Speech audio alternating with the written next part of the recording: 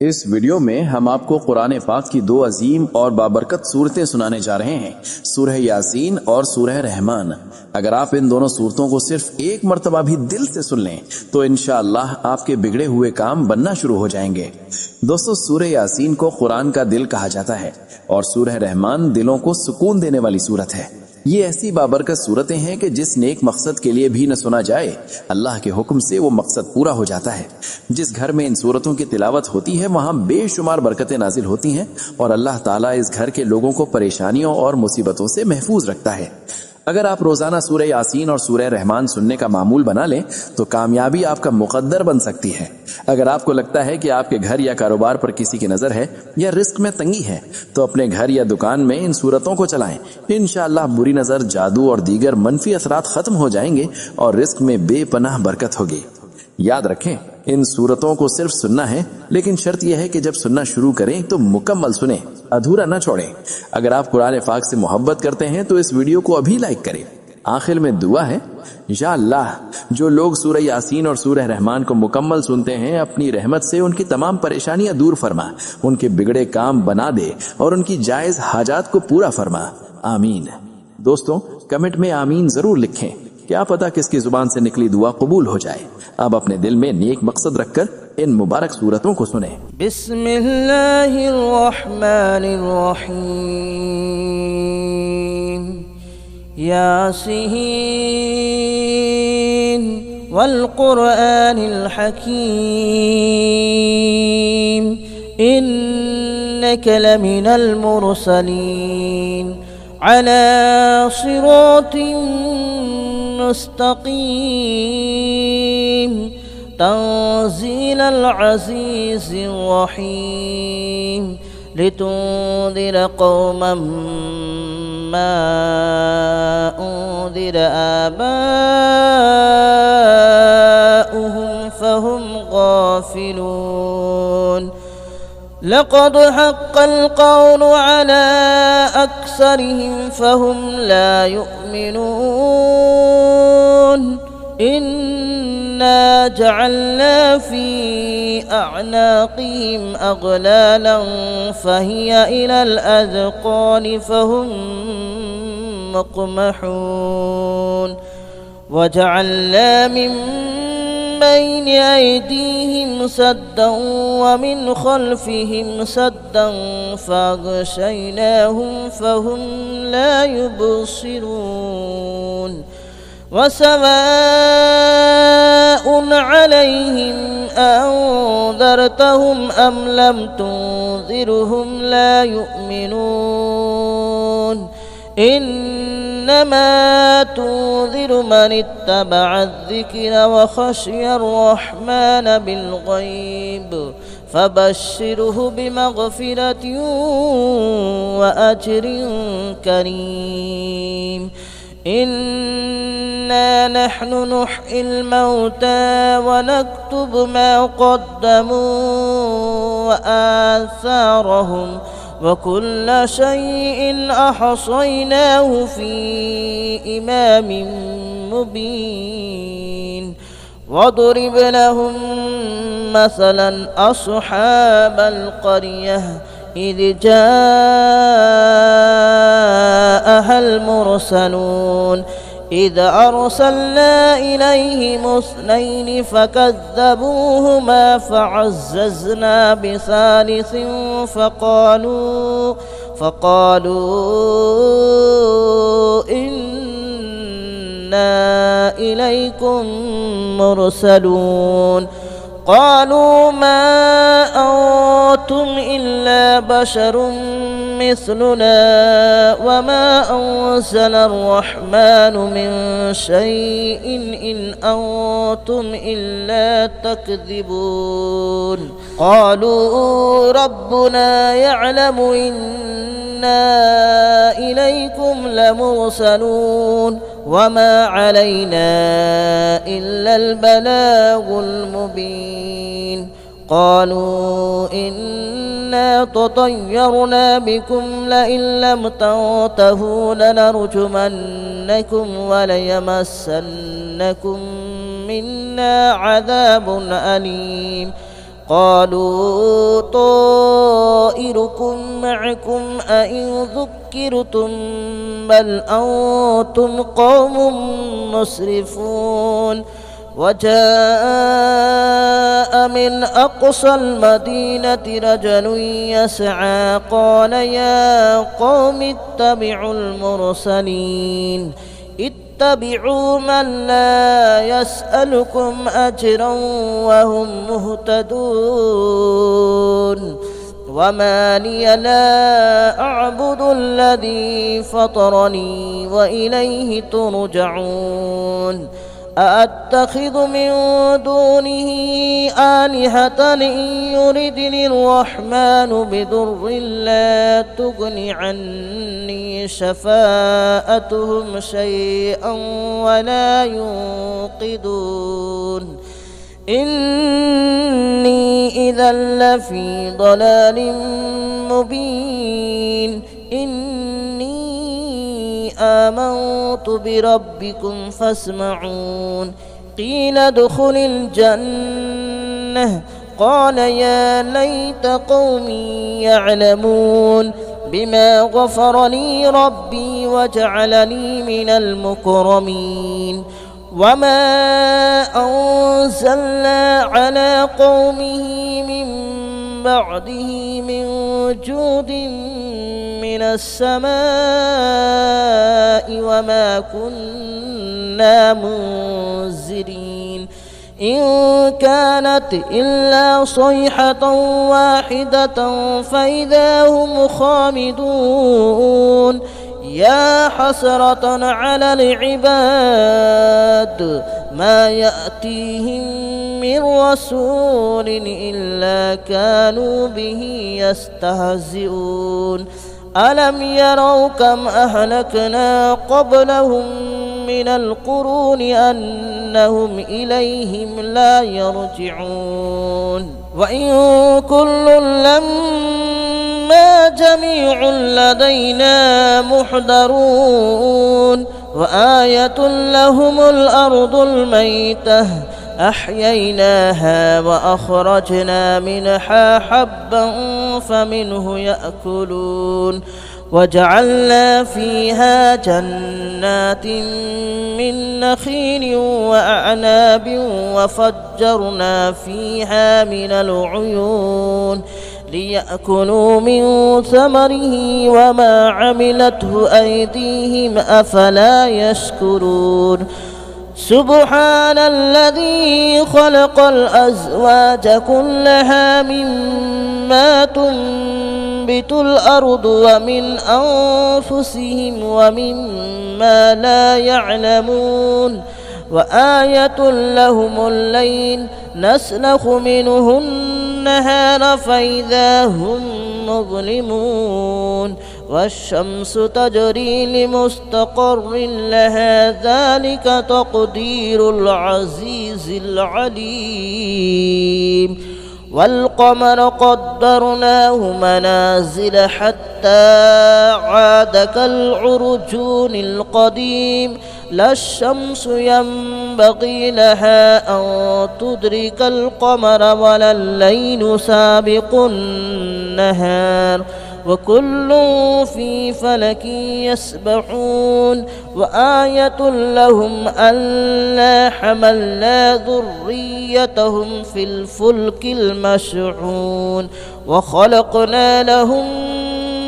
من مثله ما يركبون وإن نشأ نغرقهم فلا صريخ لهم ولا هم ينقذون إلا رحمة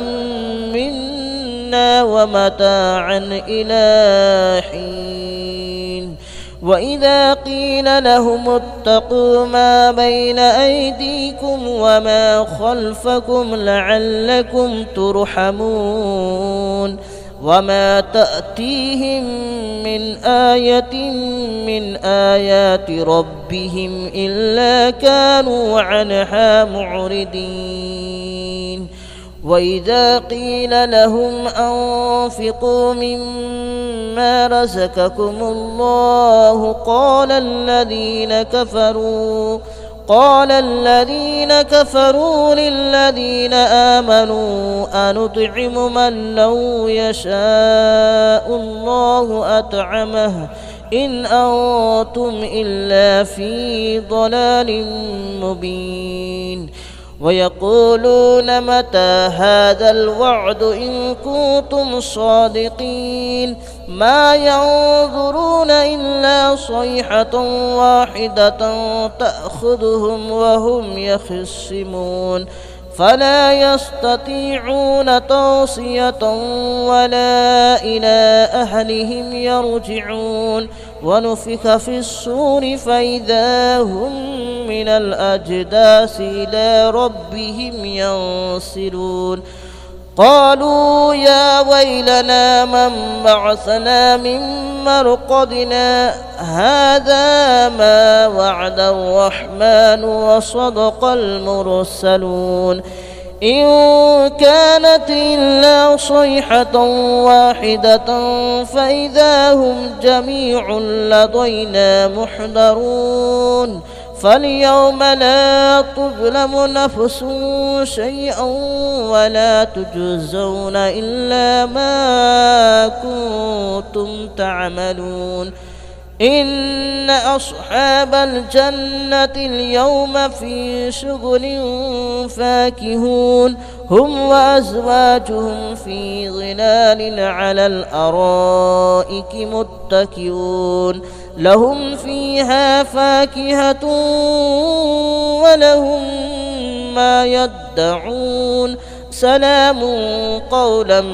من رب رحيم وامتازوا اليوم أيها المجرمون ألم أعهد إليكم يا بني آدم ألا تعبدوا الشيطان ألم أعهد إليكم يا بني آدم ألا تعبدوا الشيطان إنه لكم عدو مبين وأن اعبدوني هذا صراط مستقيم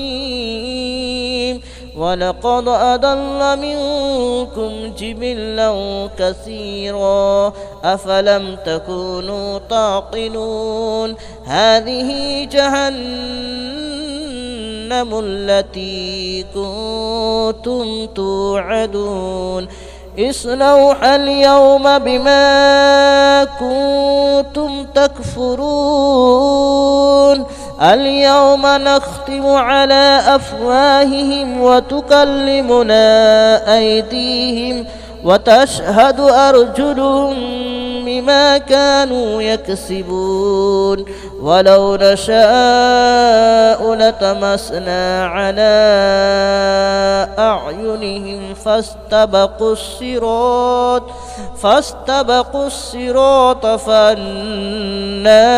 يبصرون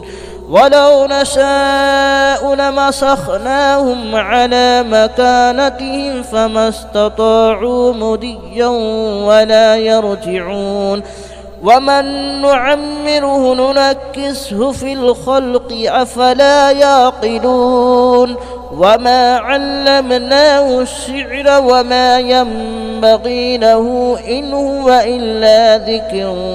وقرآن مبين لينذر من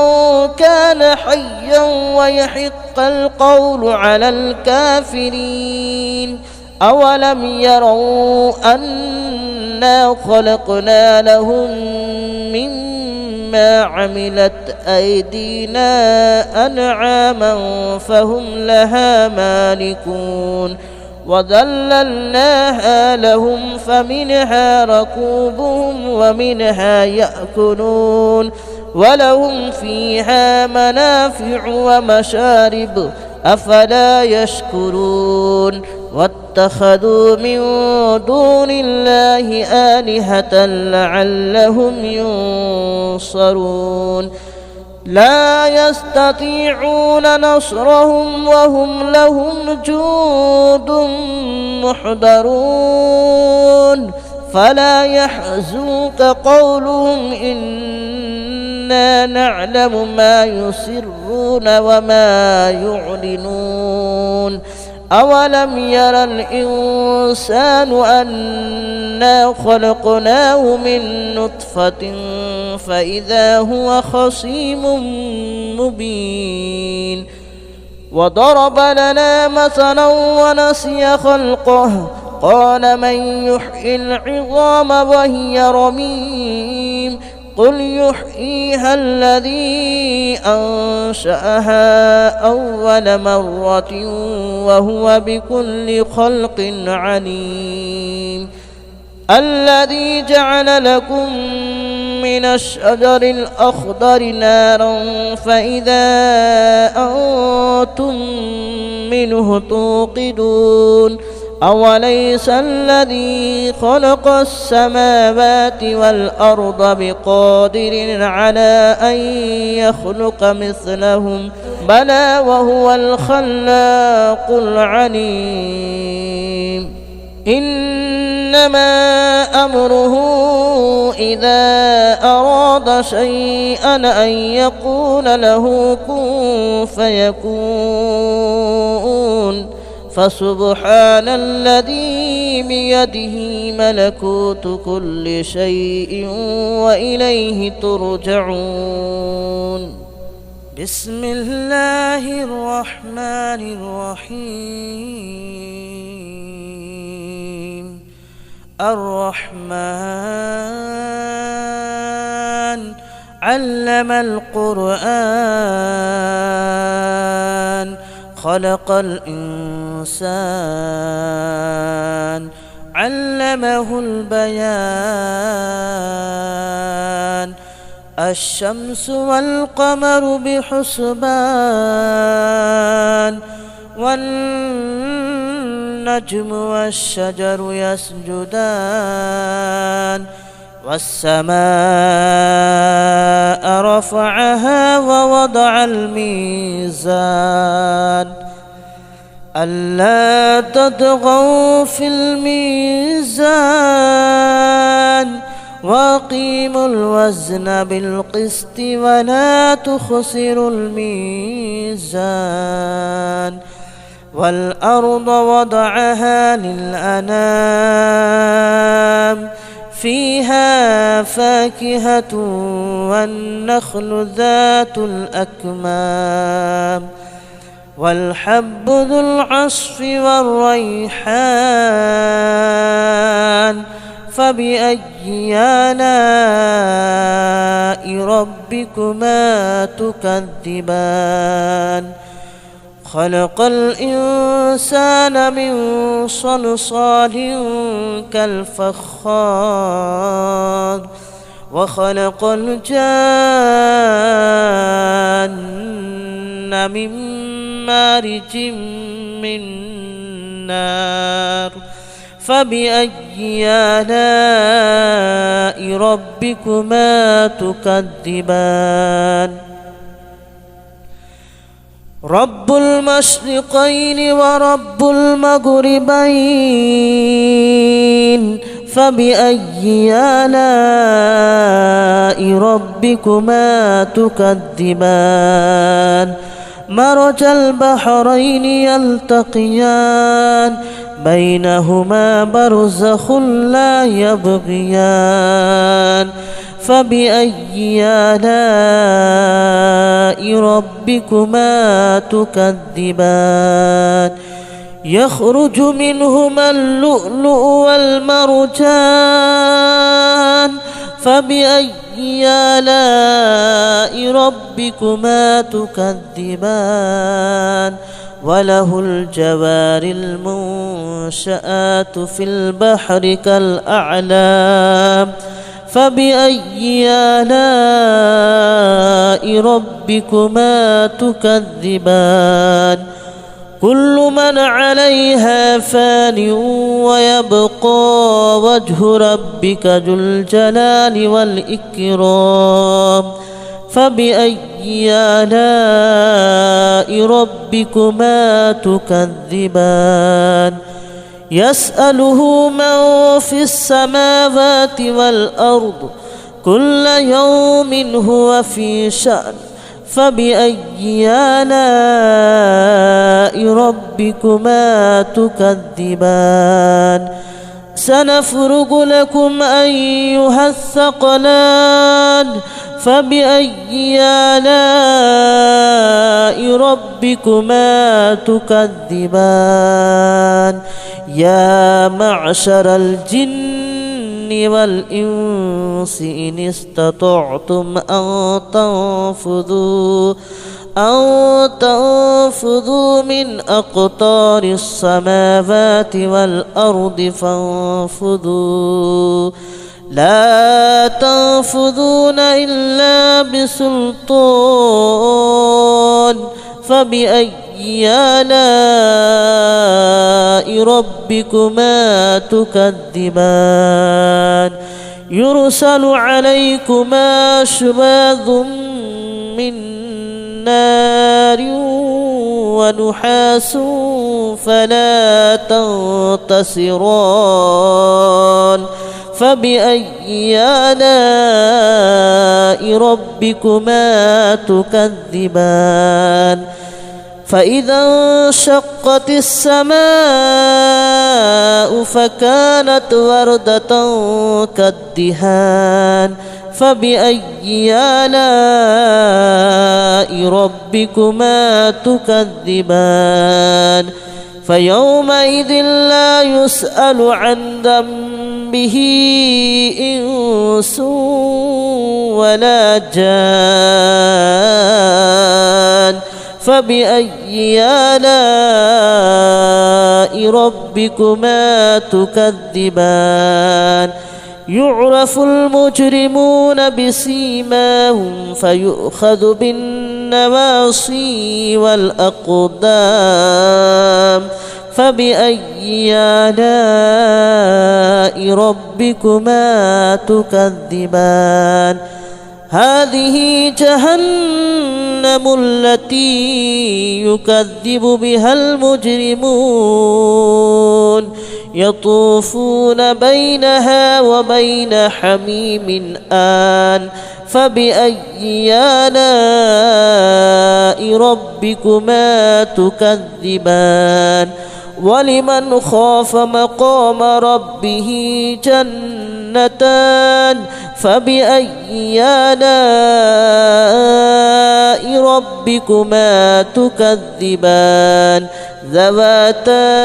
أفنان فبأي آلاء ربكما تكذبان فيهما عينان تجريان فبأي آلاء ربكما تكذبان فيهما من كل فاكهة زوجان فبأي آلاء ربكما تكذبان متكئين على فرش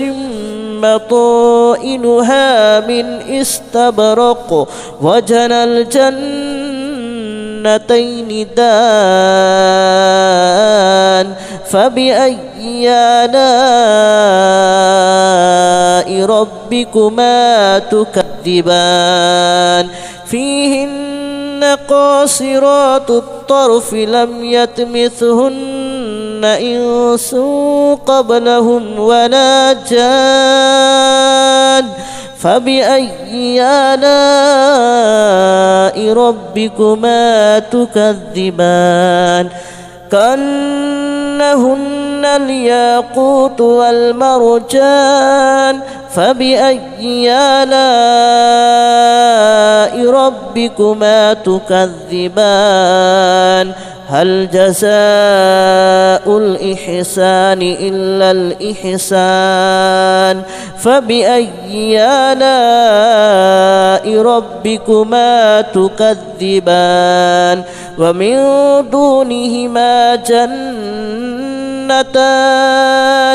فبأي آلاء ربكما تكذبان مدهامتان فبأي آلاء ربكما تكذبان فيهما عينان نضاختان فبأي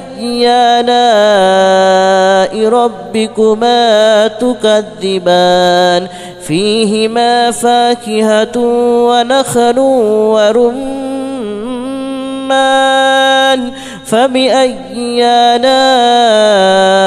ربكما تكذبان فيهن خيرات حسان فبأي آلاء ربكما تكذبان حور مقصورات في الخيام فبأي آلاء ربكما تكذبان لم يطمثهن إنس قبلهم ولا جان فبأي آلاء ربكما تكذبان متكئين على رفرف خضر وأبقري حسان فبأي آلاء ربكما تكذبان تبارك اسم ربك ذي الجلال والإكرام بسم الله الرحمن الرحيم إذا وقعت الواقعة ليس لوقعتها كاذبة خافضة رافعة إذا رجت الأرض رجا وبست الجبال بسا فكانت هباء منبثا وكنتم أزواجا ثلاثة فأصحاب الميمنة ما أصحاب الميمنة وأصحاب المشأمة ما أصحاب المشأمة والسابقون السابقون أولئك المقربون في جنات النعيم ثلة من الأولين وقليل من الآخرين على سرر موضونة متكئين عليها متقابلين يطوف عليهم ولدان مخلدون بأكواب وأباريق وكأس من معين لا يصدعون عنها ولا ينزفون وفاكهة مما يتخيرون ولحم طير مما يشتهون وحور عين كأمثال اللؤلؤ المكنون جزاء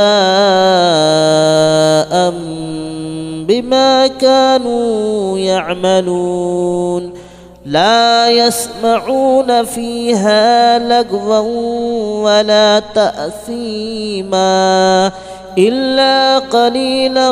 سلاما سلاما وأصحاب اليمين ما أصحاب اليمين في سدر مخدود وطلح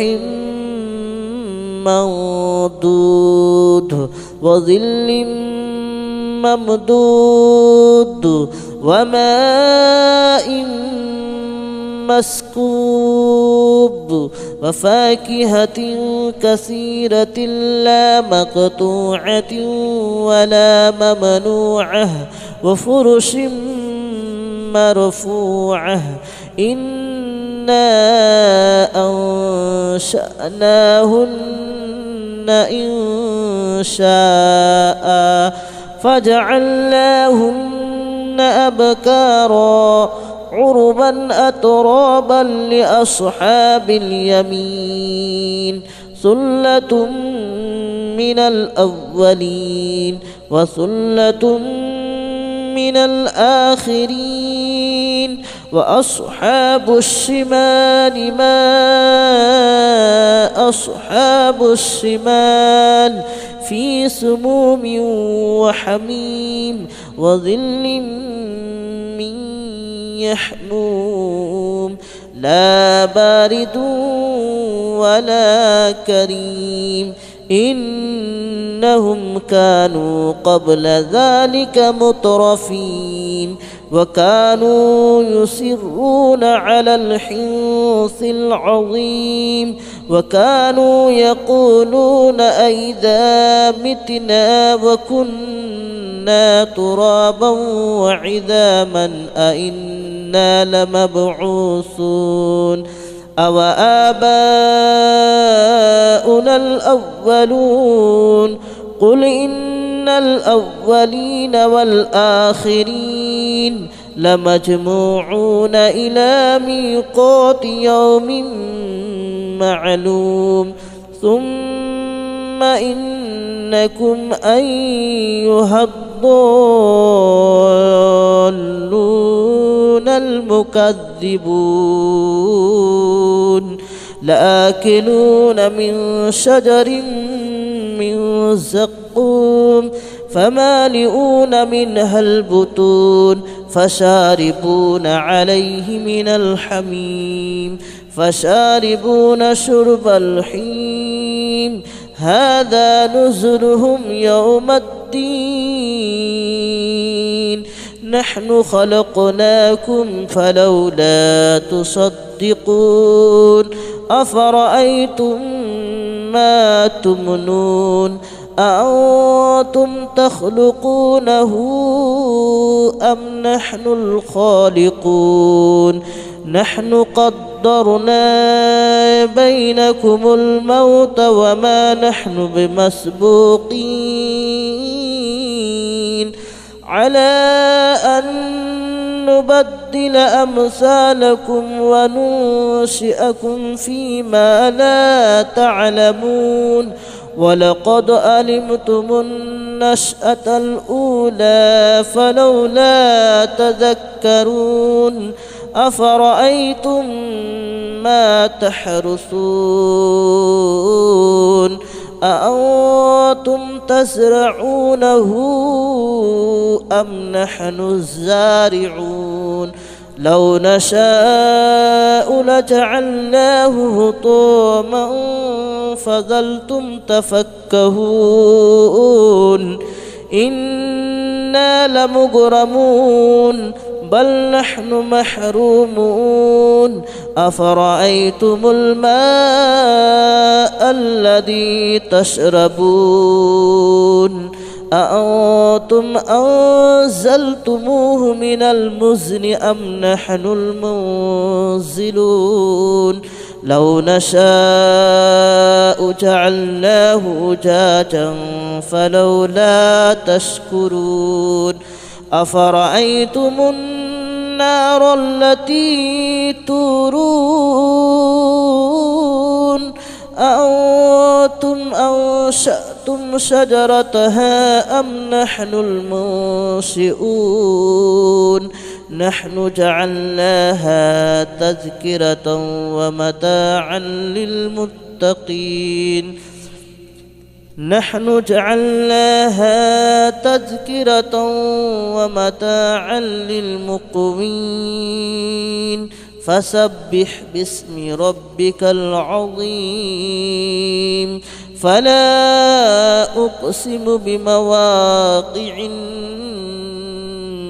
النجوم وإنه لقسم لو تعلمون عظيم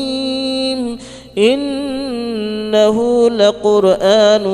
كريم في كتاب مكنون لا يمسه إلا المطهرون تنزيل من رب العالمين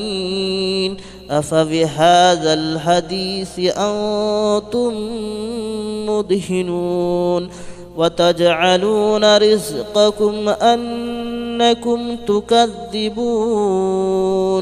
فلولا إذا بلغت الحلقوم وأنتم حينئذ تنظرون ونحن أقرب إليه منكم ولكن لا تبصرون فلولا إن كنتم غير مدينين ترجعونها إن كنتم صادقين فأما إن كان من المقربين فروح وريحان وجنة نعيم وأما إن كان من أصحاب اليمين فسلام لك من أصحاب اليمين وأما إن كان من المكذبين الضالين فنزل من حميم وتصلية جحيم إن هذا لهو حق اليقين فسبح باسم ربك العظيم بسم الله الرحمن الرحيم ياسين والقرآن الحكيم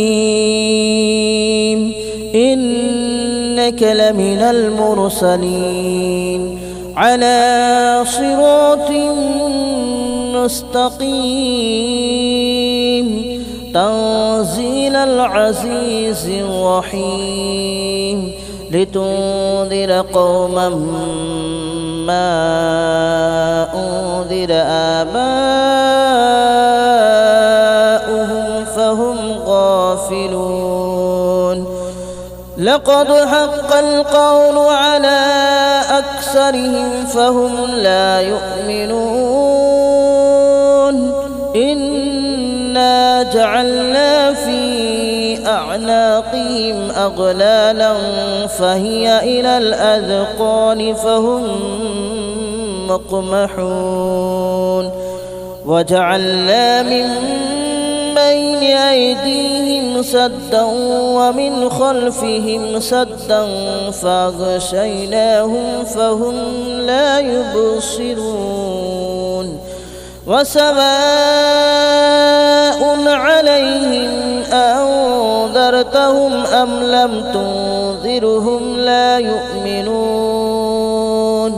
إنما تنذر من اتبع الذكر وخشي الرحمن بالغيب فبشره بمغفرة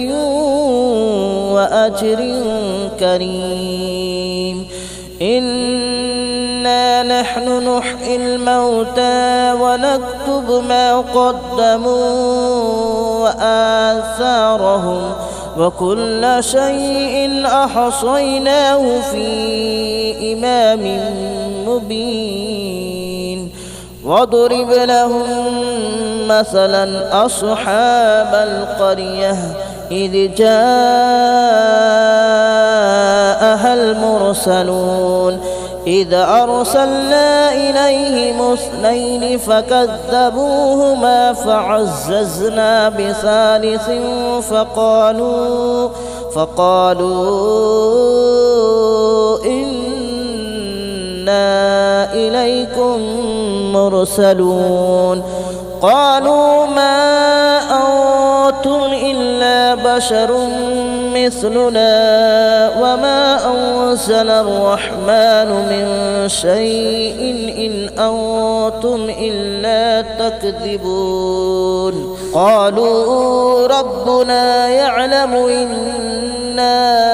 إليكم لمرسلون وما علينا إلا البلاغ المبين قالوا إنا تطيرنا بكم لئن لم تنتهوا لنرجمنكم وليمسنكم منا عذاب أليم قالوا طائركم معكم أئن ذكرتم بل أنتم قوم مسرفون وجاء من أقصى المدينة رجل يسعى قال يا قوم اتبعوا المرسلين اتبعوا من لا يسألكم أجرا وهم مهتدون وما لي لا أعبد الذي فطرني وإليه ترجعون أأتخذ من دونه آلهة إن يردني الرحمن بضر لا تغن عني شفاءتهم شيئا ولا ينقذون إني إذا لفي ضلال مبين آمنت بربكم فاسمعون قيل ادخل الجنة قال يا ليت قومي يعلمون بما غفر لي ربي وجعلني من المكرمين وما أنزلنا على قومه من بعده من جود من السماء وما كنا منزلين إن كانت إلا صيحة واحدة فإذا هم خامدون يا حسرة على العباد ما يأتيهم من رسول إلا كانوا به يستهزئون ألم يروا كم أهلكنا قبلهم من القرون أنهم إليهم لا يرجعون وإن كل لما جميع لدينا محضرون وآية لهم الأرض الميتة أحييناها وأخرجنا منها حبا فمنه يأكلون وجعلنا فيها جنات من نخيل وأعناب وفجرنا فيها من العيون ليأكلوا من ثمره وما عملته أيديهم أفلا يشكرون سبحان الذي خلق الأزواج كلها مما تنبت الأرض ومن أنفسهم ومما لا يعلمون وآية لهم الليل نسلخ منه النهار فإذا هم مظلمون والشمس تجري لمستقر لها ذلك تقدير العزيز العليم والقمر قدرناه منازل حتى عاد كالعرجون القديم لا الشمس ينبغي لها أن تدرك القمر ولا الليل سابق النهار وكل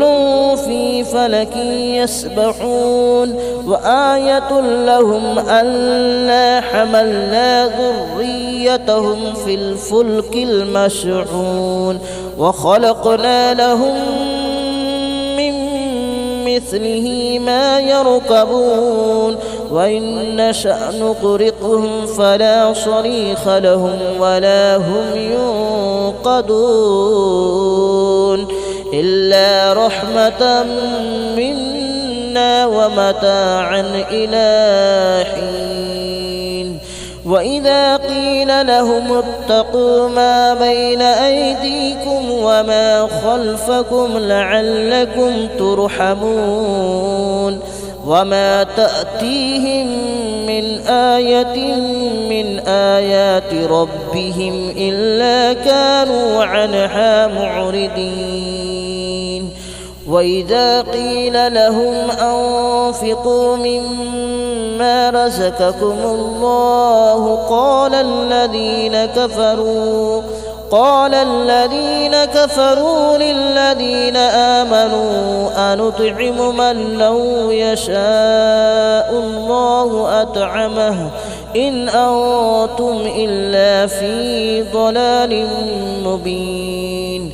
ويقولون متى هذا الوعد إن كنتم صادقين ما ينظرون إلا صيحة واحدة تأخذهم وهم يخصمون فلا يستطيعون توصية ولا إلى أهلهم يرجعون ونفخ في الصور فإذا هم من الأجداث إلى ربهم ينسلون قالوا يا ويلنا من بعثنا من مرقدنا هذا ما وعد الرحمن وصدق المرسلون إن كانت إلا صيحة واحدة فإذا هم جميع لدينا محضرون فاليوم لا تظلم نفس شيئا ولا تجزون إلا ما كنتم تعملون إن أصحاب الجنة اليوم في شغل فاكهون هم وأزواجهم في ظلال على الأرائك متكئون لهم فيها فاكهة ولهم ما يدعون سلام قولا من رب رحيم وامتازوا اليوم أيها المجرمون ألم أعهد إليكم يا بني آدم ألا تعبدوا الشيطان ألم أعهد إليكم يا بني آدم ألا تعبدوا الشيطان إنه لكم عدو مبين وأن اعبدوني هذا صراط مستقيم ولقد أضل منكم جبلا كثيرا أفلم تكونوا تعقلون هذه جهنم التي كنتم توعدون اصلوها اليوم بما كنتم تكفرون اليوم نختم على أفواههم وتكلمنا أيديهم وتشهد أرجلهم بما كانوا يكسبون ولو نشاء لطمسنا على أعينهم فاستبقوا الصراط فأنى يبصرون ولو نشاء لمسخناهم على مكانتهم فما استطاعوا مضيا ولا يرجعون ومن نعمره ننكسه في الخلق أفلا يعقلون وما علمناه الشعر وما ينبغي له إن هو إلا ذكر وقرآن مبين لينذر من كان حيا ويحق القول على الكافرين أولم يروا أنا خلقنا لهم مما عملت أيدينا أنعاما فهم لها مالكون وذللناها لهم فمنها ركوبهم ومنها يأكلون ولهم فيها منافع ومشارب أفلا يشكرون واتخذوا من دون الله آلهة لعلهم ينصرون لا يستطيعون نصرهم وهم لهم جند محضرون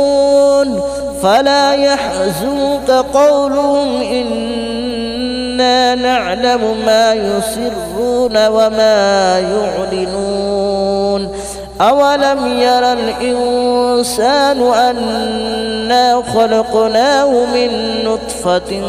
فإذا هو خصيم مبين وضرب لنا مثلا ونسي خلقه قال من يحيي العظام وهي رميم قل يحييها الذي أنشأها أول مرة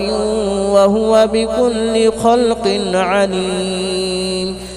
الذي جعل لكم من الشجر الأخضر نارا فإذا أنتم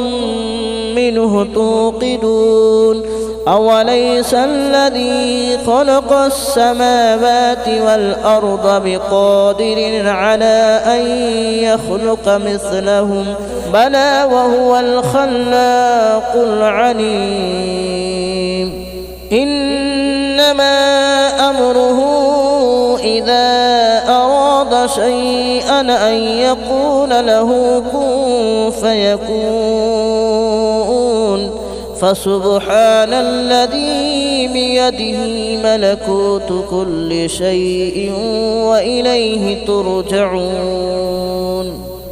بسم الله الرحمن الرحيم الرحمن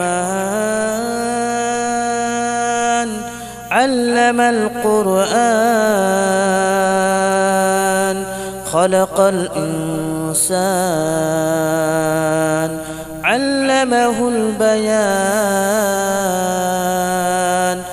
الشمس والقمر بحسبان والنجم والشجر يسجدان والسماء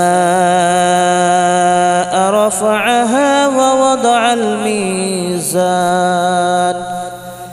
ألا تطغوا في الميزان وأقيموا الوزن بالقسط ولا تخسروا الميزان والأرض وضعها للأنام فيها فاكهة والنخل ذات الأكمام والحب ذو العصف والريحان فبأي آلاء ربكما تكذبان خلق الإنسان من صلصال كالفخار وخلق الجان من مارج من نار فبأي آلاء ربكما تكذبان رب المشرقين ورب المغربين فبأي آلاء ربكما تكذبان مرج البحرين يلتقيان بينهما برزخ لا يبغيان فبأي آلاء ربكما تكذبان يخرج منهما اللؤلؤ والمرجان فبأي آلاء ربكما تكذبان وله الجوار المنشآت في البحر كالأعلام فبأي آلاء ربكما تكذبان كل من عليها فان ويبقى وجه ربك ذو الجلال والإكرام فبأي آلاء ربكما تكذبان يسأله من في السماوات والأرض كل يوم هو في شأن فبأي آلاء ربكما تكذبان سنفرغ لكم أيها الثقلان فبأي آلاء ربكما تكذبان يا معشر الجن والإنس إن استطعتم أن تنفذوا من أقطار السماوات والأرض فانفذوا لا تنفذون إلا بسلطان فبأي آلاء ربكما تكذبان يرسل عليكما شواظ من نار ونحاس فلا تنتصران فبأي آلاء ربكما تكذبان فإذا انشقت السماء فكانت وردة كالدهان فبأي آلاء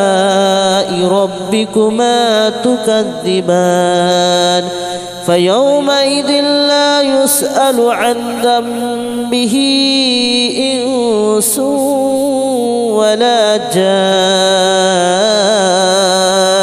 فبأي آلاء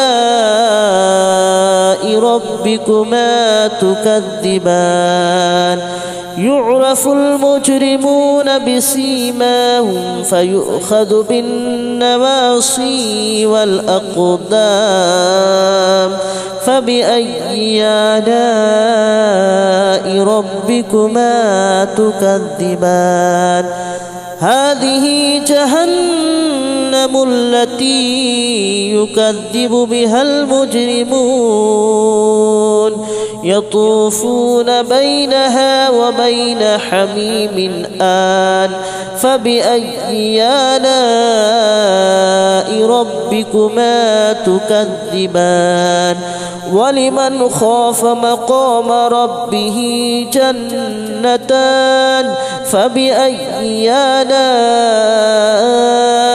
ربكما تكذبان ذواتا أفنان فبأي آلاء ربكما تكذبان فيهما عينان تجريان فبأي آلاء ربكما تكذبان فيهما من كل فاكهة زوجان فبأي آلاء ربكما تكذبان متكئين على فرش مطائنها من استبرق وجنى الجنتين دان فبأي آلاء ربكما تكذبان فيهن قاصرات الطرف لم يطمثهن إنس قبلهم ولا جان فبأي آلاء ربكما تكذبان كأنهن الياقوت والمرجان فبأي آلاء ربكما تكذبان هل جزاء الإحسان إلا الإحسان فبأي آلاء ربكما تكذبان ومن دونهما جنتان فبأي آلاء ربكما تكذبان مدهامتان فبأي آلاء ربكما تكذبان فيهما عينان نضاختان فبأي آلاء ربكما تكذبان فيهما فاكهة ونخل ورمان فبأي آلاء ربكما تكذبان فيهن خيرات حسان فبأي آلاء ربكما تكذبان حور مقصورات في الخيام فبأي آلاء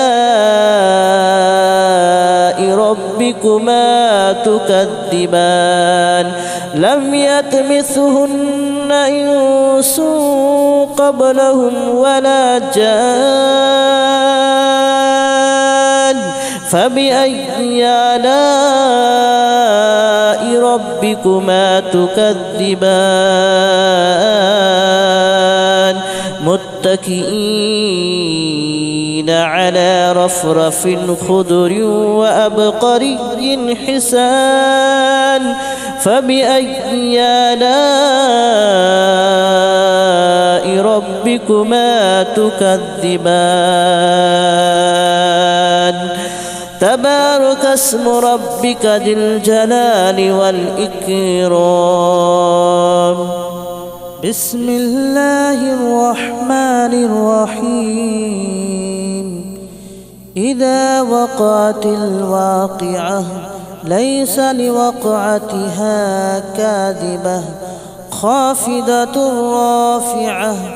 إذا رجت الأرض رجا وبست الجبال بسا فكانت هباء منبثا وكنتم أزواجا ثلاثة فأصحاب الميمنة ما أصحاب الميمنة وأصحاب المشأمة ما أصحاب المشأمة والسابقون السابقون أولئك المقربون في جنات النعيم ثلة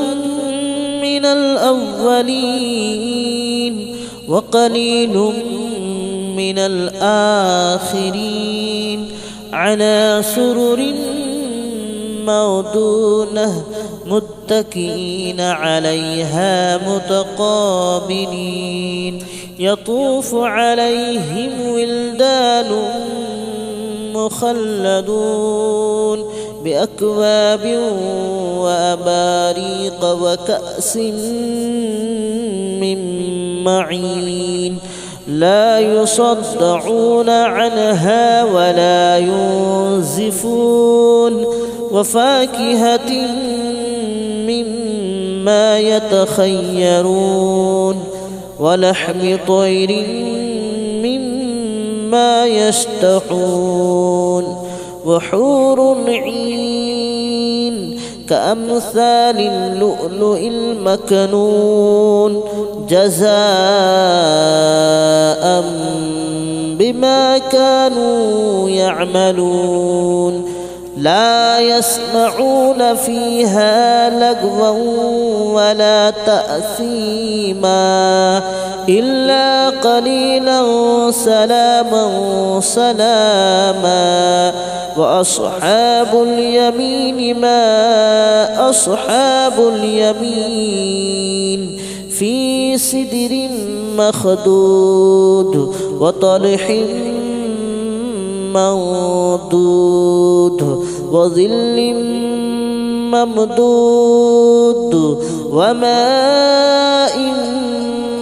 مسكوب وفاكهة كثيرة لا مقطوعة ولا ممنوعة وفرش مرفوعة إنا أنشأناهن إن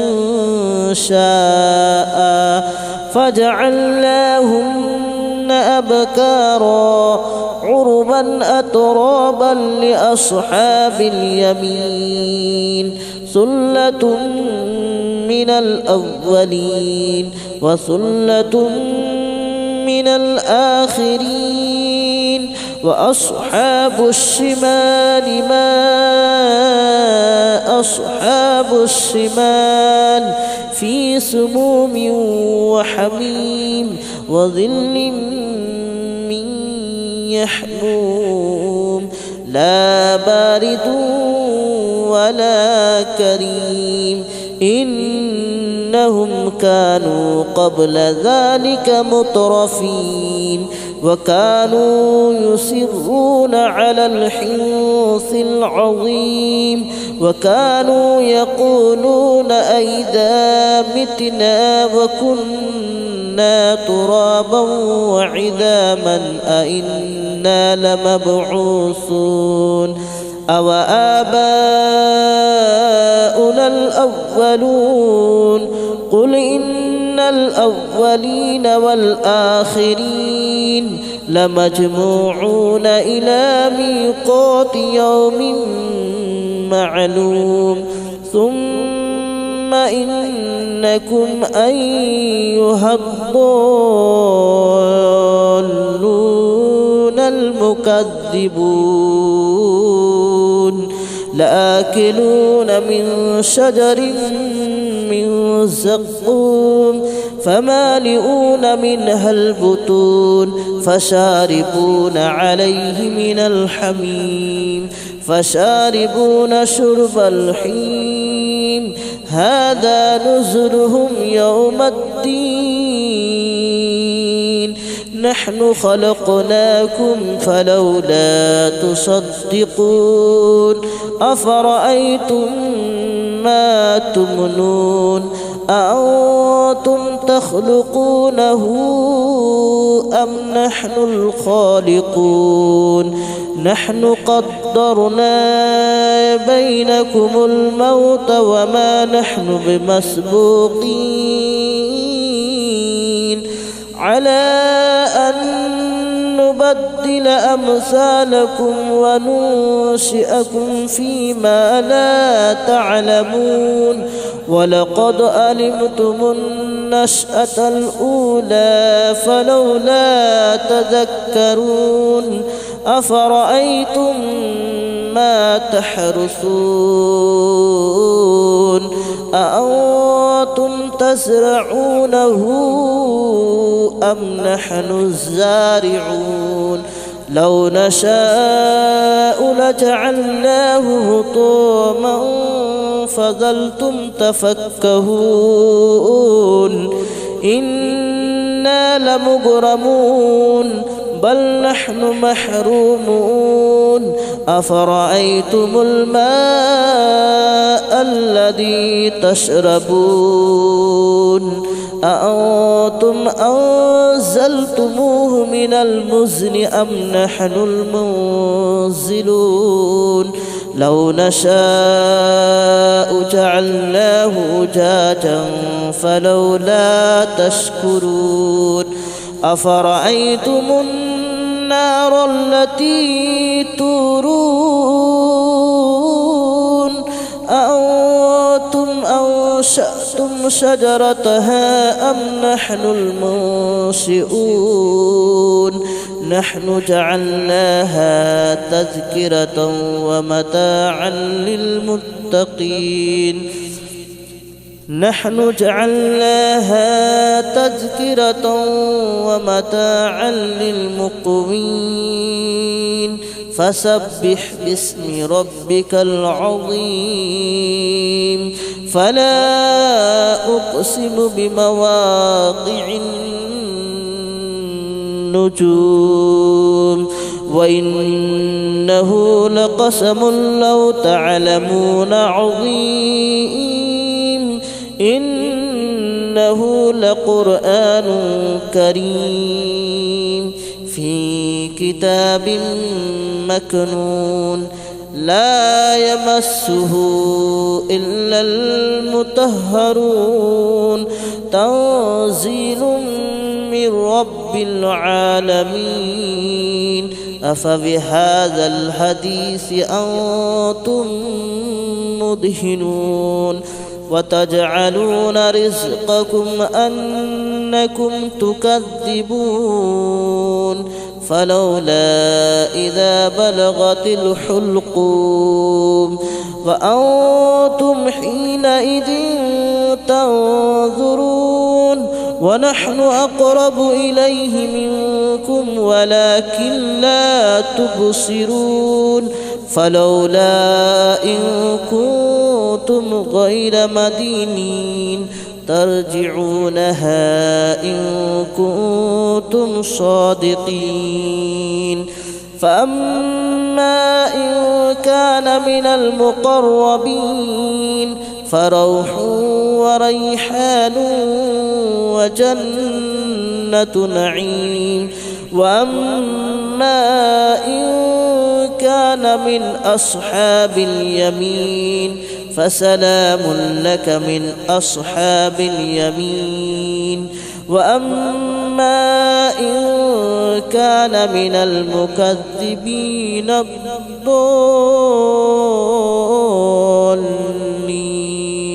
فنزل من حميم وتصلية جحيم إن هذا لهو حق اليقين فسبح باسم ربك العظيم بسم الله الرحمن الرحيم ياسين والقرآن الحكيم إنك لمن المرسلين على صراط مستقيم تنزيل العزيز الرحيم لتنذر قوما ما أنذر آباؤهم فهم غافلون لقد حق القول على أكثرهم فهم لا يؤمنون إنا جعلنا في أعناقهم أغلالا فهي إلى الأذقان فهم مقمحون وجعلنا من بين أيديهم سدا ومن خلفهم سدا فأغشيناهم فهم لا يبصرون وسواء عليهم أنذرتهم أم لم تنذرهم لا يؤمنون إنما تنذر من اتبع الذكر وخشي الرحمن بالغيب فبشره بمغفرة وأجر كريم إنا نحن نحيي الموتى ونكتب ما قدموا وآثارهم وكل شيء أحصيناه في إمام مبين واضرب لهم مثلا أصحاب القرية إذ جاءها المرسلون إذ أرسلنا إليهم 2 فكذبوهما فعززنا بثالث فقالوا إنا إليكم مرسلون قالوا ما أنتم إلا بشر مثلنا وما أنزل الرحمن من شيء إن أنتم إلا تكذبون قالوا ربنا يعلم إنا إليكم لمرسلون وما علينا إلا البلاغ المبين قالوا إنا تطيرنا بكم لئن لم تنتهوا لنرجمنكم وليمسنكم منا عذاب أليم قالوا طائركم معكم أئن ذكرتم بل أنتم قوم مسرفون وجاء من أقصى المدينة رجل يسعى قال يا قوم اتبعوا المرسلين اتبعوا من لا يسألكم أجرا وهم مهتدون وما لي لا أعبد الذي فطرني وإليه ترجعون أأتخذ من دونه آلهة إن يردني الرحمن بضر لا تغن عني شفاءتهم شيئا ولا ينقذون إني إذا لفي ضلال مبين آمنت بربكم فاسمعون قيل ادخل الجنة قال يا ليت قومي يعلمون بما غفر لي ربي وجعلني من المكرمين وما أنزلنا على قومه من بعده من جود من السماء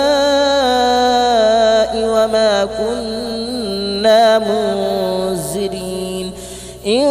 كانت إلا صيحة واحدة فإذا هم خامدون يا حسرة على العباد ما يأتيهم من رسول إلا كانوا به يستهزئون ألم يروا كم أهلكنا قبلهم من القرون أنهم إليهم لا يرجعون وإن كل لما جميع لدينا محضرون وآية لهم الأرض الميتة أحييناها وأخرجنا منها حبا فمنه يأكلون وجعلنا فيها جنات من نخيل وأعناب وفجرنا فيها من العيون ليأكلوا من ثمره وما عملته أيديهم أفلا يشكرون سبحان الذي خلق الأزواج كلها مما تنبت الأرض ومن أنفسهم ومما لا يعلمون وآية لهم الليل نسلخ منه النهار فإذا هم مظلمون والشمس تجري لمستقر لها ذلك تقدير العزيز العليم والقمر قدرناه منازل حتى عاد كالعرجون القديم لا الشمس ينبغي لها أن تدرك القمر ولا الليل سابق النهار وكل في فلك يسبحون وآية لهم ألا حملنا ذريتهم في الفلك المشحون وخلقنا لهم من مثله ما يركبون وإن نشأ نغرقهم فلا صريخ لهم ولا هم ينقذون إلا رحمة منا ومتاعا إلى حين وإذا قيل لهم اتقوا ما بين أيديكم وما خلفكم لعلكم ترحمون وما تأتيهم من آية من آيات ربهم إلا كانوا عنها معرضين وإذا قيل لهم أنفقوا مما رزقكم الله قال الذين كفروا للذين آمنوا أنطعم من لو يشاء الله أطعمه إن أنتم إلا في ضلال مبين ويقولون متى هذا الوعد إن كنتم صادقين ما ينظرون إلا صيحة واحدة تأخذهم وهم يخصمون فلا يستطيعون توصية ولا إلى أهلهم يرجعون ونفخ في الصور فإذا هم من الأجداث إلى ربهم ينسلون قالوا يا ويلنا من بعثنا من مرقدنا هذا ما وعد الرحمن وصدق المرسلون إن كانت إلا صيحة واحدة فإذا هم جميع لدينا محضرون فاليوم لا تظلم نفس شيئا ولا تجزون إلا ما كنتم تعملون إن أصحاب الجنة اليوم في شغل فاكهون هم وأزواجهم في ظلال على الأرائك متكئون لهم فيها فاكهة ولهم ما يدعون سلام قولا من رب رحيم وامتازوا اليوم أيها المجرمون ألم أعهد إليكم يا بني آدم ألا تعبدوا الشيطان ألم أعهد إليكم يا بني آدم ألا تعبدوا الشيطان إنه لكم عدو مبين وأن اعبدوني هذا صراط مستقيم